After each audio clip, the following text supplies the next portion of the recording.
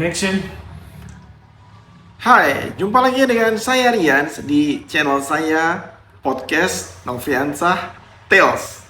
Kali ini saya akan menceritakan kisah yang dikirimkan dari salah satu subscriber saya, namanya Gali.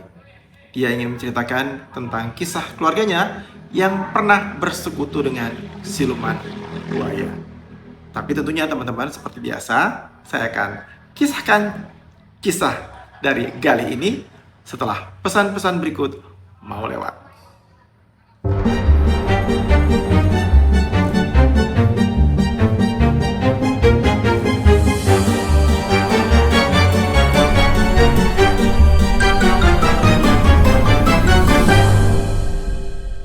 Teman-teman, kita mulai ceritanya ya. Tapi sebelum saya mulai, saya disclaimer dulu. Untuk nama dan tempat kejadian disamarkan. Jadi bukan nama yang sebenarnya. Gali. Secara ekonomi, keluarga Gali memang sangat kaya. Kedua orang tuanya punya beberapa toko sembako, toko bahan bangunan, dan juga beberapa bisnis lainnya. Sejak kecil, Dandi ini selalu dibully sama teman-temannya. Dibilang kayak gini nih, bapak kamu kaya banget ya? Dari mana kayanya? Bapak kamu kerja sama duit ya? Kaya? Sama siluman buaya ya? Pertanyaan-pertanyaan yang menurut kita nggak masuk akal. Tapi itulah yang dialami oleh Dandi dan kedua adiknya sejak kecil hingga mereka beranjak remaja.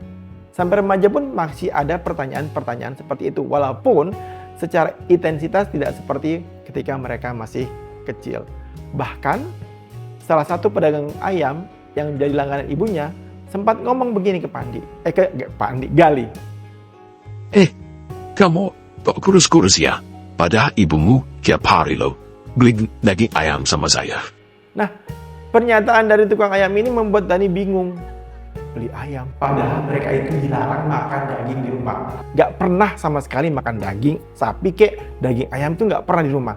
Kalaupun mereka makan daging, baik daging ayam maupun daging sapi, itu ketika ada acara-acara hari besar di rumah neneknya, nenek ibunya, atau nenek ayahnya.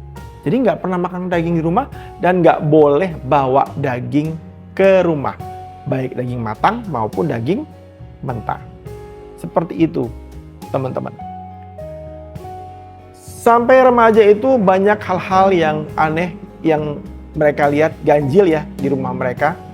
Seperti salah satunya adalah larangan untuk masuk ke kamar. Ya, sebenarnya keganjilan ini udah dari kecil. Jadi mereka tuh nggak boleh masuk ke kamar kedua orang tuanya. Ya memang ya ada adab untuk masuk ke dalam kamar orang tua kita. Kita harus ketuk pintu dulu. Seperti saya bilang tadi, kedua orang tuanya punya toko bahan bangunan ya. Jadi ketika kedua orang tuanya pergi untuk suatu keperluan, ternyata ada tagihan datang ke rumah. Ini terjadi miskomunikasi antara ayah dan ibunya. Biasanya ayahnya itu selalu ngomong ke ibunya untuk menyiapkan uang di luar kamar, ditaruh di tempat mana, yang mana nanti ketika penagih datang bisa diberikan uang tersebut oleh Gali. Tapi sepertinya ini miscommunication, sehingga ibunya lupa mengeluarkan uang bayaran tadi keluar. Jadi ketika orang penagih datang, Dani kebingungan dong. Loh, di mana nih uangnya? Ibu nggak ngomong apa-apa ke saya. Karena ibunya lupa. Akhirnya mau nggak mau, ya masuk dong dia ke kamar. Itulah kali pertama dia masuk kamar kedua orang tuanya. Begitu dia masuk kamar, ada rasa yang nggak nyaman gitu. Kok saya berdiri bulu kuduknya? Kok dengan cerita ini saya yang berdiri bulu kuduknya? Dia mencium bau aroma wangi. Seperti bau bunga melati, bunga-bunga yang wangi lah ya, bunga melati, bunga kantil, seperti itu. Dan bulu kuduknya berdiri teman-teman, sereng gitu. Bulu kuduk saya ikut berdiri nih, kayaknya ceritanya gimana gitu ya, serem. Nah jadi bulu kuduknya berdiri dan dia penasaran ya, ada apa sih sebenarnya di kamar orang tua saya ini kok sampai segitunya orang tua saya melarang saya dan adik saya untuk masuk ke dalam kamar, ya. Kemudian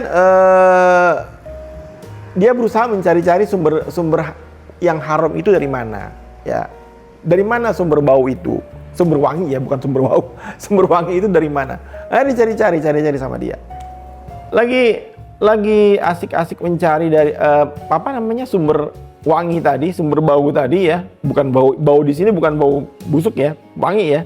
Lagi asik cari-cari sumber wangi tadi, akhirnya dia seperti mendengar kalau kita ngebuang benda ya ke dalam air, bunyi kayak kecebur gitu ya, gitu ya. Dia kaget. Ih, apa itu? Takut dong pastinya. Lalu dia buru-buru keluar, ya, menutup pintu kamar sambil dia ngeliat di ujung mata, kok ada sesuatu di bawah kolong tempat tidur kedua orang tuanya. Teman-teman, setelah keluar dari kamar itu, Gali mulai berpikir ya, dan mulai menghubungkan titik-titik pertanyaan dari sejak dia kecil.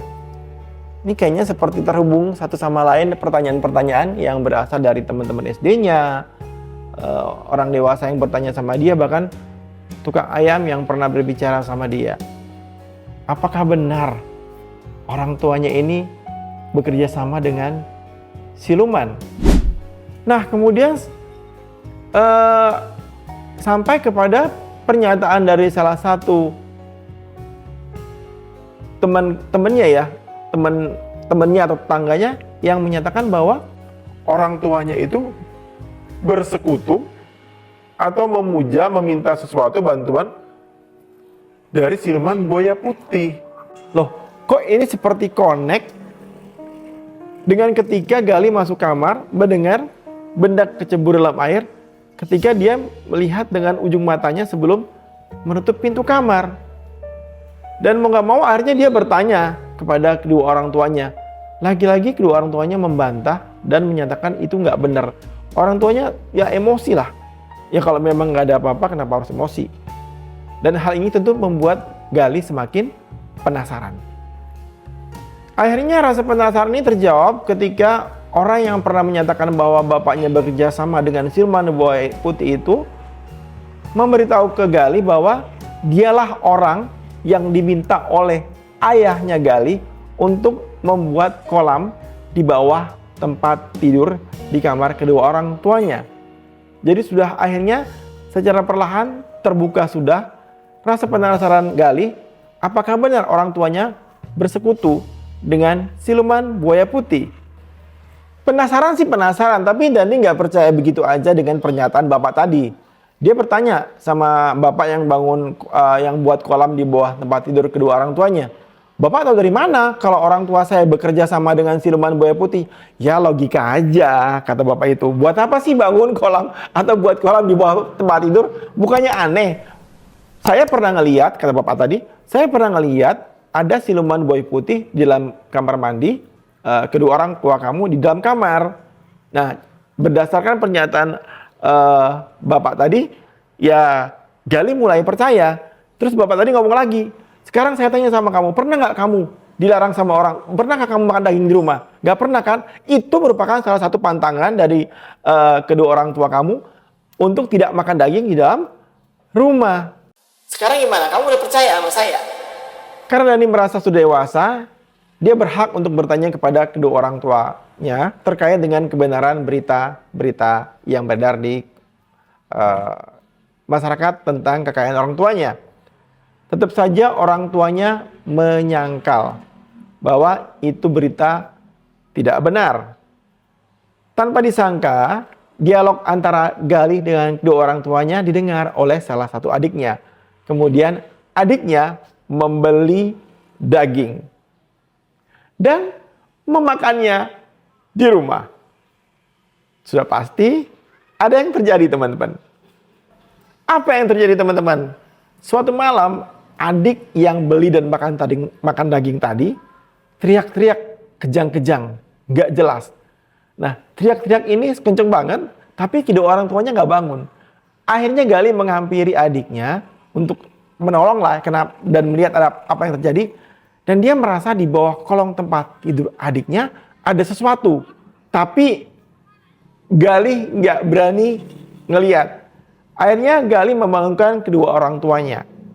Kedua orang tuanya kemudian datang ke kamar adiknya dan merasa ini telah terjadi sesuatu. Karena adiknya Galih kejang-kejangnya nggak kunjung berhenti, akhirnya kedua orang tuanya membawa adiknya Galih ke rumah sakit. Semua dicek ya, semua dicek kenapa adiknya bisa kejang-kejang, dan menurut dokter itu nggak ada apa-apa, kondisi adiknya normal saja.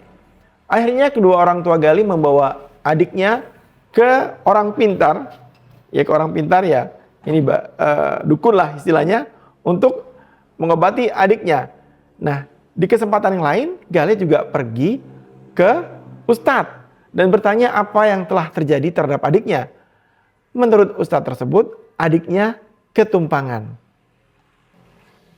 Teman-teman, setelah dibawa ke rumah sakit, ternyata adiknya Galih itu nggak kunjung sembuh, ya. Kejang, nanti dia tidur gitu ya, bangun kejang lagi gitu. Bahkan sampai diberi obat penenang pun nggak kunjung sembuh penyakitnya. Masih seperti itu aja, kejang-kejang. Akhirnya ayahnya Galih berinisiatif untuk memanggil tukang yang pernah membangun kolam di bawah tempat tidurnya untuk menutup kolam tersebut. Nah teman-teman, akhirnya atas permintaan Bapak Galih kepada tukang tadi, kolam yang pernah dibangun di bawah kolong tempat tidur kedua orang tua Galih itu ditutup. Ayahnya menganggap sumbernya dari situ, sumber kenapa adiknya disakit. Setelah kolamnya ditutup, adiknya sembuh. Tapi ternyata ada hal lagi yang terjadi. Apa? Muncul bau yang sangat tidak sedap di kamar kedua orang tua Galih. Akhirnya sumber bau tadi dicari-cari dong dari mana. Ternyata sumbernya dari kolam yang sudah ditutup.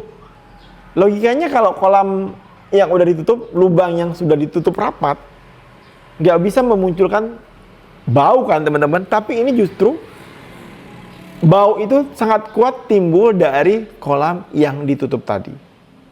Akhirnya diputuskanlah untuk membongkar kembali kolam yang sudah ditutup.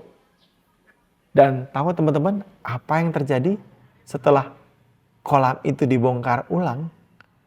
Dari kolam tersebut muncul dan terlihat bangkai-bangkai ayam. Baunya busuk banget dan jumlahnya banyak sekali. Dan bahkan seperti ada ayam ya yang baru ditaruh kemarin. Jadi seperti masih baru. Baunya luar biasa. Akhirnya padahal kan waktu ditutup itu nggak ada apa-apa, ya. Waktu kolam itu ditutup pertama kali nggak ada apa-apa. Tapi kok aneh ya, begitu dibongkar kembali, kok ada bangkai ayam. Nah setelah itu ditutup dan keluarga Galih menjual rumah tersebut dan pindah ke tempat lain.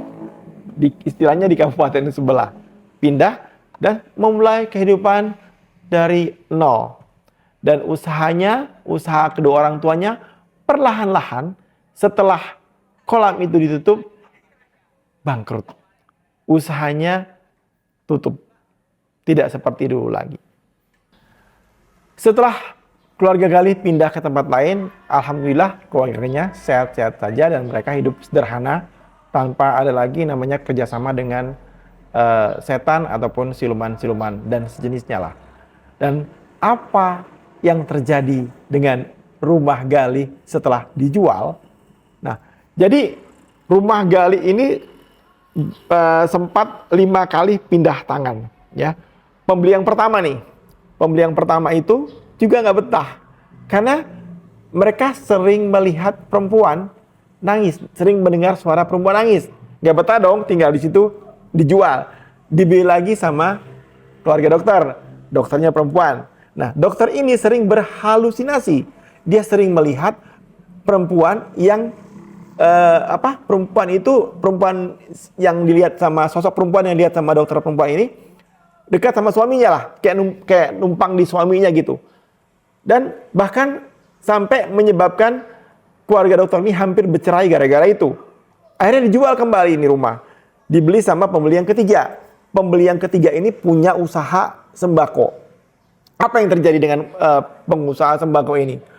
Sejak membeli rumah itu dan tinggal di situ, bangkrut. Usaha sembakonya bangkrut. Dijual lagi dong. Diterima sama pembeli keempat. Pembeli keempat ini adalah pengusaha toko bangunan. Sama teman-teman. usahanya nggak maju. Sama sekali nggak maju, stagnan. Ya, akhirnya dijual lagi tuh rumah sama pembeli kelima. Pembeli kelima ini suami istri dan istrinya meninggal di situ, di rumah itu. Dijual lagi sampai sekarang belum ada yang beli lagi. Nah, jadi ternyata rumah ini juga bermasalah teman-teman ya. Bermasalah sampai sekarang statusnya masih dijual dan belum ada yang beli. Itulah kisah tentang Gali, salah satu subscriber saya yang mengirimkan cerita ini. Apa yang dapat kita petik dari cerita ini?